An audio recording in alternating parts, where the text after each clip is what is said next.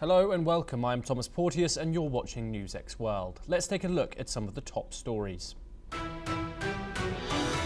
Ukraine's President Volodymyr Zelensky accuses Moscow of stalling peace talks and demands Kiev be invited to next month's NATO summit.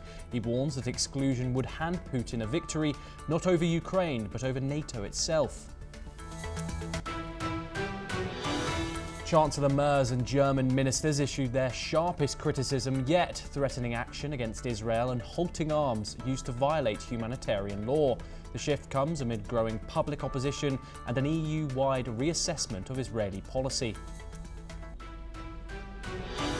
A French court sentences Joël Sarnak to the maximum 20 years in prison for sexually abusing hundreds of patients, mostly minors, over 2 decades. The verdict ends a shocking trial that exposed systemic failures to stop him sooner. Iran's nuclear chief says Tehran could reject American inspectors even under a new deal unless its demands are fully met. He says past US hostility makes their involvement unacceptable. French President Emmanuel Macron reaffirms support for a two-state solution in Israel while speaking in Indonesia, insisting France holds no double standards on the Middle East. Diplomat says he's edging closer to recognizing a Palestinian state. A massive explosion rips through a chemical plant in eastern China, killing 5 and leaving 6 missing in Gyeonggi City. The blast flattens buildings and raises fresh safety fears for nearby residents. The Trump administration orders embassies to stop student visa appointments as it ramps up social media vetting in a crackdown on left-leaning universities. China urges the US to protect international students amid growing campus tensions. 4 women and 2 girls aged 5 and 16 die after a migrant boat capsizes just short of Spain's Canary Islands. Rescuers call it another tragedy on a deadly Atlantic migration route. Some breaking news now coming out of the Middle East. Israeli Prime Minister Benjamin Netanyahu says the army has eliminated Mohammed Sinwar, Hamas's presumed Gaza chief and brother of Yahya Sinwar. Israeli media reports he was killed in airstrikes earlier this month in southern Gaza. And we will bring you all the news in this developing situation. We are joined by Ali M. Abushbak, who is an independent Palestinian researcher located in Cairo, to discuss this in more detail. Ali, thank you for joining us. How much of a major development is Mohammed Sinwar's death in this conflict? The death happened earlier this month. What are your thoughts?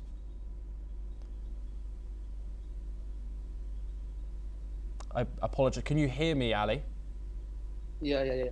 What are your thoughts on the death of Mohammed Sinwar? How big of a development is this in the conflict?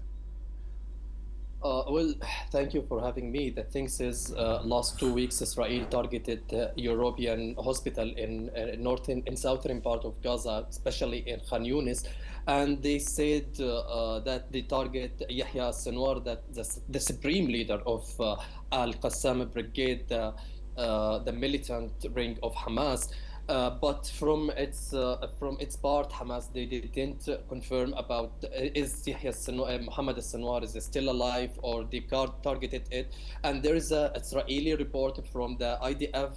They mentioned that they also targeted with the Mohammed Sinwar several of Al-Qassam Brigade leader, including the spokesman Abu Ubaida al-Jarrah. So today, Benjamin Netanyahu confirmed that it's a similar with the killing or assassinated Mohammed al-Dif in 13 of July 2024, as well as Israel could targeted al-Dif in Mawasi Khan Yunis in southern part of Gaza. But Hamas, they didn't confirm it until the ceasefire in the mid of January. So I guess Hamas delayed to recognize or admitted that their chief leader, they assassinated or killed for the their fighter morale and for the Palestinian morale, according to them. So, in my Yes. opinion, maybe Benjamin Netanyahu announcement and confirmed this in Israelis Knesset parliament that he assassinated it. This is a glimmer of hope to end the war in Gaza, because the significant goal of the war in Gaza, it's devastating Hamas. And nowadays there is a no leader in Hamas, and there is a no leader for Al-Qassam brigade. So maybe this, and also because of the USA pressure on Hamas and Israel to accept the deal to at least see temporary ceasefire between Gaza and Israel. Maybe this is the introduction and the first step to hear a good news within the coming days. But in my opinion, maybe Mohammed al-Deif truly got assassinated, and we are waiting for the Hamas confirmation about it, as well as for a long time, more than 1 month, the Hamas spokesman, it's absent. We couldn't see him. It's not attending on social and on media, and we don't hear his speech as usual in the very beginning of the war. Ali M. Bushback, thank you very much for your insight, and we will continue to bring you all developing updates in terms of the Israel-Gaza conflict. We now move to North America, however, where US President Donald Trump has offered to waive Canada's $61 billion entry fee into his new Golden Dome missile system if Canada becomes the 51st state. Trump proposed this on Truth Social, calling Canada a separate but unequal nation. He claimed the country very much wants in and said it would pay nothing if it joins the United States. Just hours later, King Charles III addressed Canada's parliament in a powerful show of sovereignty. He praised Canada as strong and free, drawing loud applause, though he didn't name Trump. His words pushed back on US pressure. Prime Minister Mark Carney confirmed talks with Washington are ongoing, but said Canada is also looking to strengthen defense ties with Europe. Trump's Golden Dome project, modeled on Israel's Iron Dome, has sparked global concern. Critics warn it could trigger a space arms race and undermine global stability. The debate over Canada's role continues. We're now joined by Ross Feingold, political risk analyst, to discuss this in further detail. Ross, thank you very much for joining us on the programme. Do you think this is just political theatre, more political theatre from Donald Trump, or is this going to gain some serious traction with the Canadian public, do you think? Obviously, we haven't seen any benefits Trump to offer to Canada, serious ones anyway, but this Golden Dome project seems like something that could be quite attractive to some Canadians.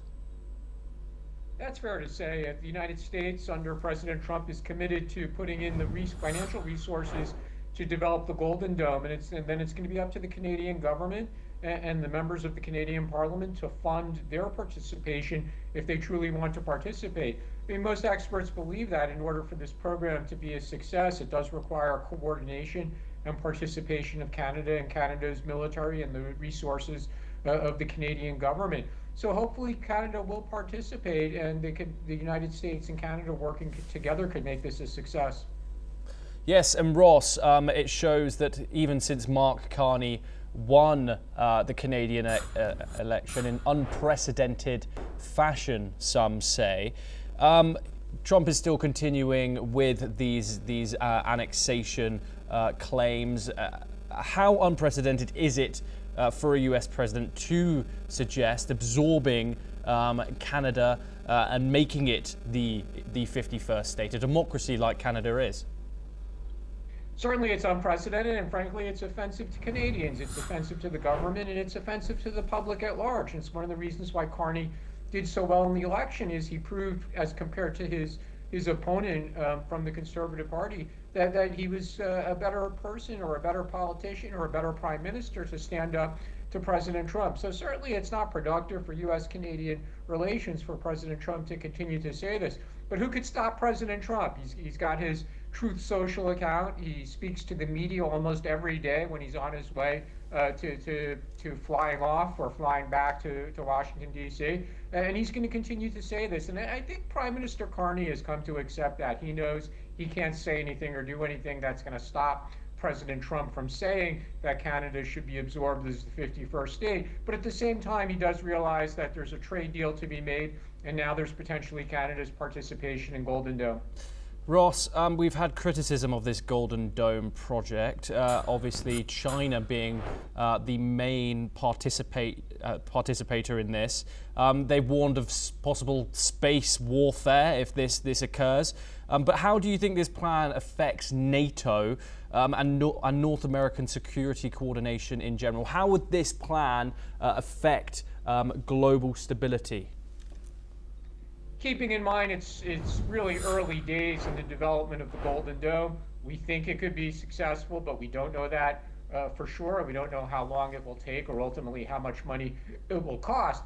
But on the assumption that it's successful and the technology could really be developed, then I think the NATO partners are going to look to have something similar deployed over the NATO countries as well. So that's certainly something to watch out for the future. But as between the United States and China and Russia as well, the militarization of space is a reality. I don't think the United States researching and potentially developing successfully the Golden Dome is changing that. Even if there was no Golden Dome, the militarization of space by the leading space players was going to occur anyway. So yeah, it might set off an arms race that is a national security risk to the United States, but that's why they develop these systems, and they look to keep the qualitative edge over the Chinese military, because the United States has identified China as the most likely near-peer competitor with whom there'd be a war. Ross, I want to briefly just talk about finally is King Charles's visit to Ottawa, his 48-hour attendance in Canada. This is obviously a statement, but it didn't address Washington directly. Talked of Canadian sovereignty. How are you rating this as a strategic signal to Washington? The king of the UK and Canada coming and speaking in Canadian Parliament for the first time in over 70 years.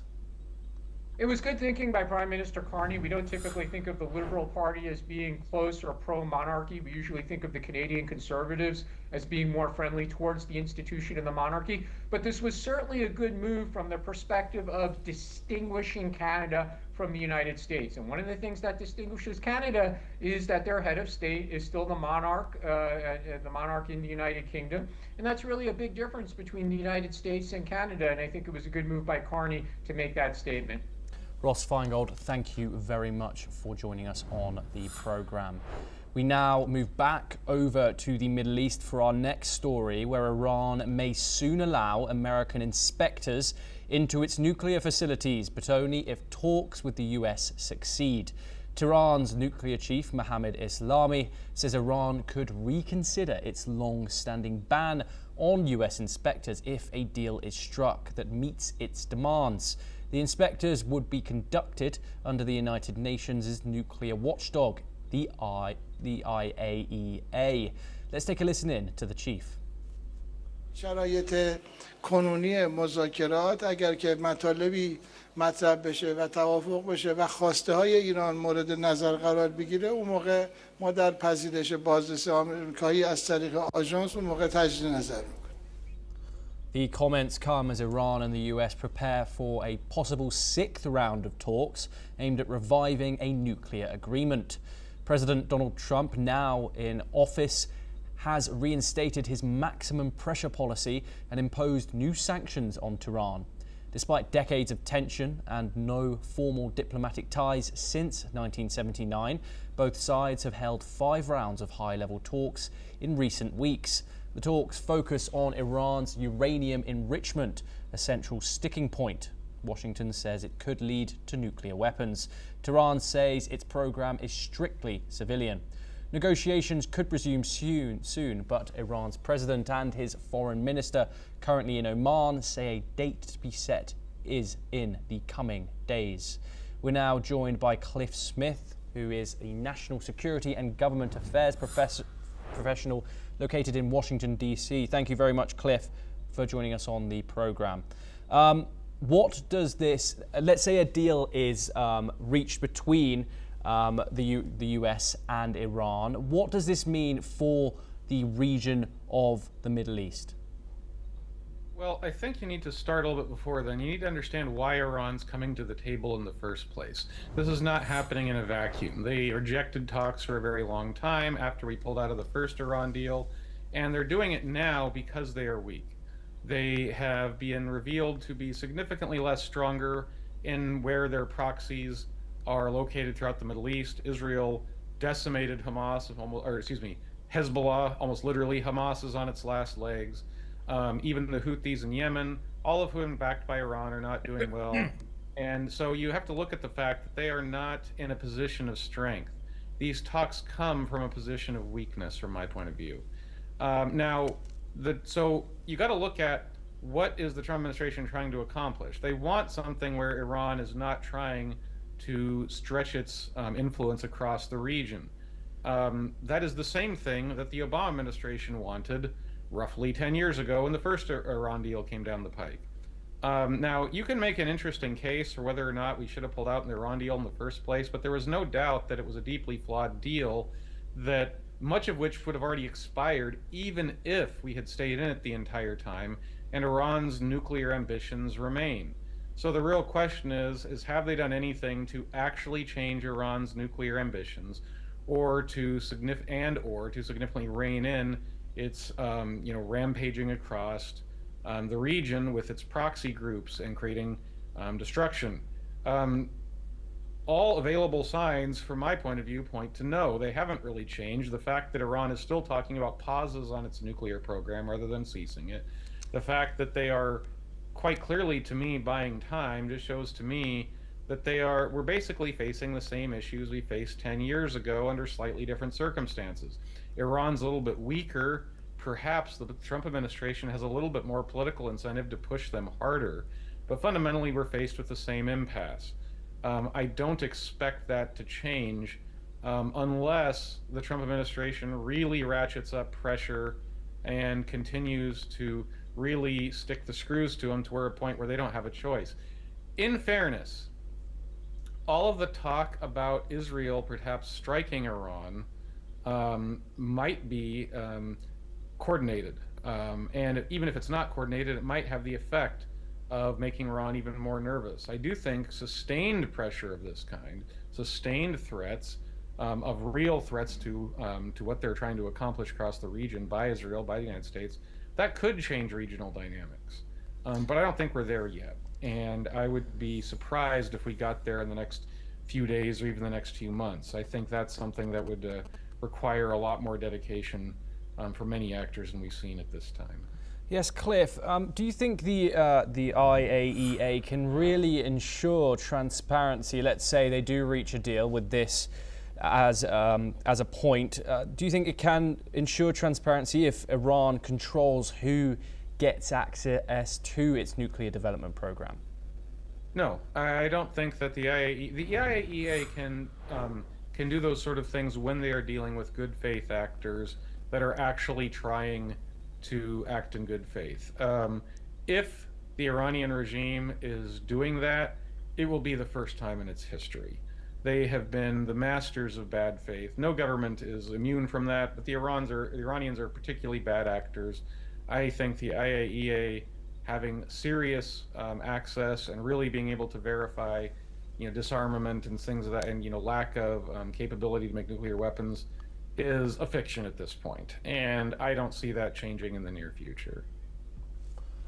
Cliff, one final question. What do you think of the communication between Tehran and Washington, at least on the public front?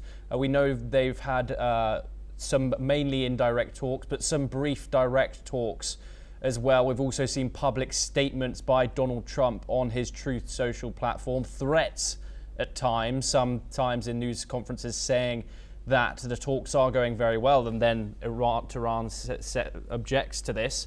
What have you thought about the communication between Tehran and Washington?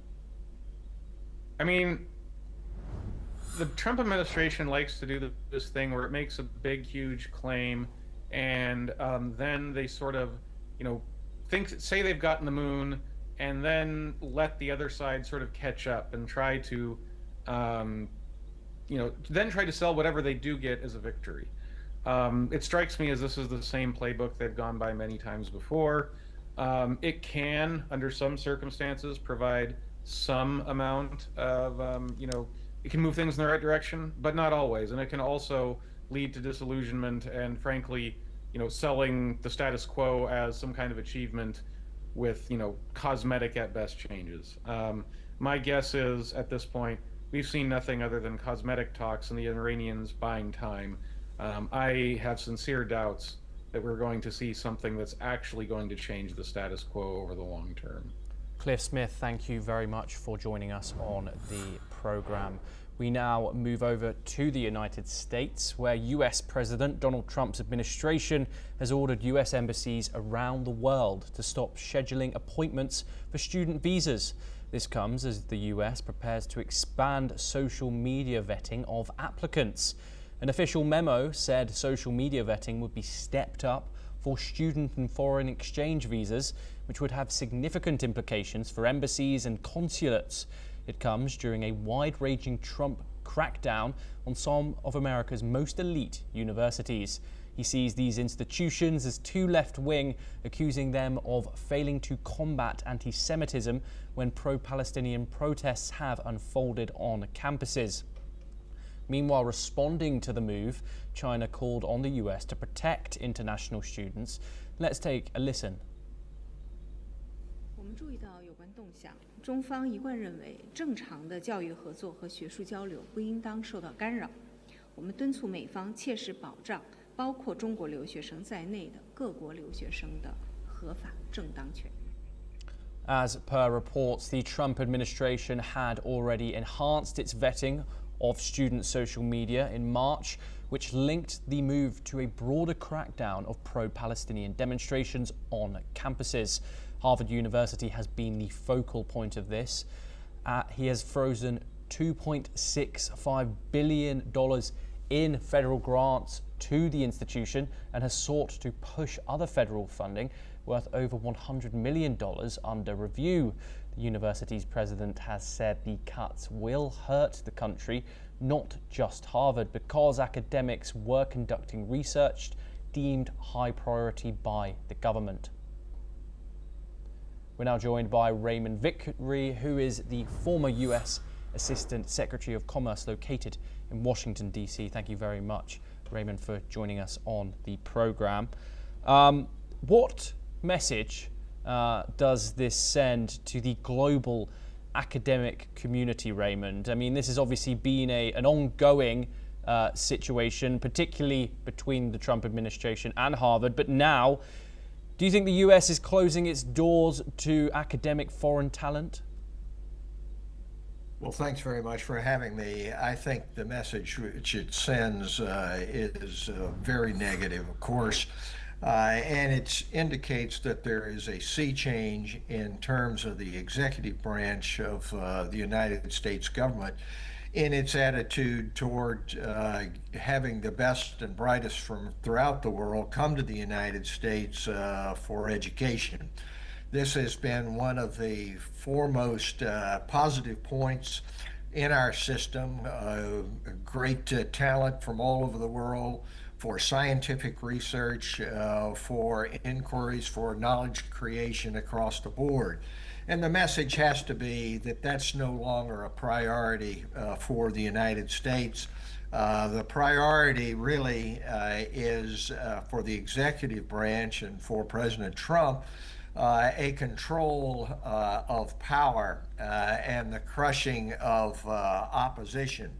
I think make no mistake about this. This is not a struggle over whether or not there's anti-Semitism, whether or not there is the proper treatment of diversity, equity, and inclusion.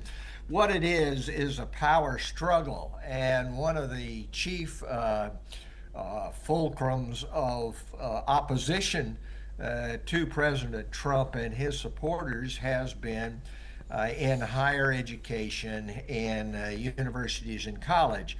And this is no surprise, because under the United States Constitution, the values of free speech, freedom of thought, are foremost in the foundation of institutions of higher learning. And this is the same for great democracies throughout the world, whether they be India, Canada, and Europe, Japan, any place you have freedom of thought, freedom of speech, unlike in China or Russia, you are going to attract those who think for themselves and do not necessarily accept the ideology of those in charge. And that's what's going on here. And the attempt is to break those institutions of higher learning. And if you can break Harvard, which has been a chief target, then presumably all the other targets which you have, whether it be Columbia University, Johns Hopkins, the Ivy League schools, Duke, wherever, that they will fall in line. And so that's what's going on.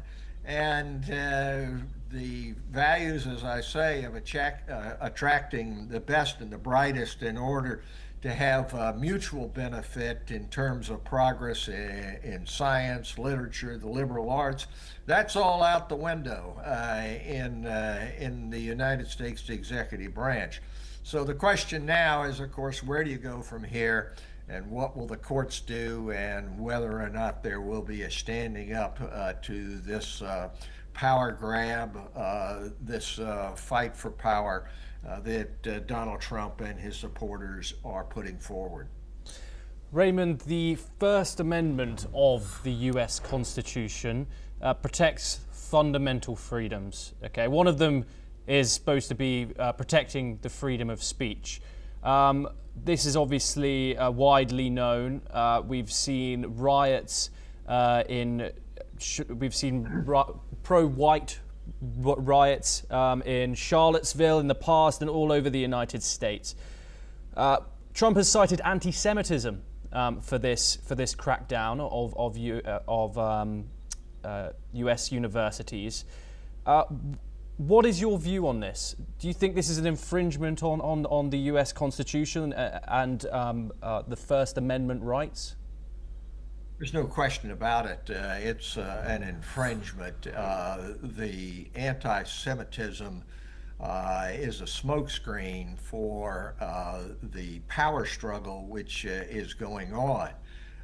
It's not really a question of anti-Semitism. It's not really a question of diversity, equity, and inclusion, which are cited.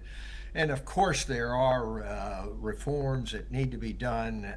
We have to be constantly opposing those anti-Semitic perspectives and the perspectives which are against fundamental rights, human rights. But that's not what is happening here. The attack is on the First Amendment. Donald Trump, the President Trump, has shown no respect for the Constitution. In other areas, he says that in spite of the plain words, that perhaps he could have a third term. He has said birthright citizenship. And the attack on the First Amendment is a part of that. And of course, institutions of higher learning, universities, colleges, wherever they have been throughout the democratic world, have been chief proponents of those rights, including freedom of the press and what happens there. Well, that is not what an authoritarian wants to see happen. And it's a very serious proposition. The courts are going to have to be initial deciders, and that'll go up to the Supreme Court, where Donald Trump has conservatives that he has appointed. But even they point out that John Roberts and other members of the Supreme Court went to Harvard Law School, as did I. I have a hard time believing that they are going to go down the line with President Trump on these. Then the question becomes, will our system hold? Because the courts don't have any independent police. They don't have any authority over troops, measures to enforce their rulings.